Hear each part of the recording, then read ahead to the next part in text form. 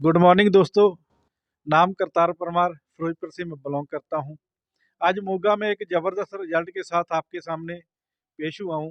Benefit plus का product use करने को हमने सर जी को दे के गए थे घर पे, और इनको पूछते हैं कि बेनिफिट प्लस यूज़ करने से कौन कौन सा रिजल्ट इनको मिला है। सर सर सत श्रीकाल। सही सरकार। नाम क्या है सर आपका? शाम सिंह।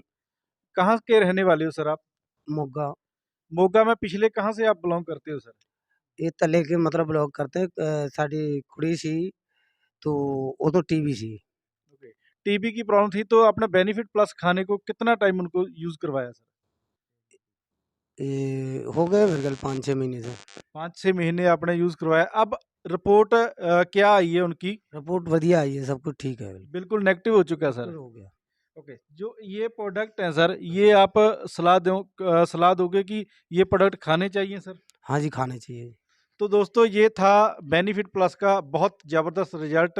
टीबी की प्रॉब्लम जो 5 महीनों में बिल्कुल नेगेटिव रिपोर्ट हो चुकी है। तो थैंक यू दोस्तों। बूम बूम बेनिफिट, बल्ले बल्ले बेनिफिट। वीडियो को ज़्यादा से ज़्यादा लाइक करें, शेयर करें। Thank you very much sir.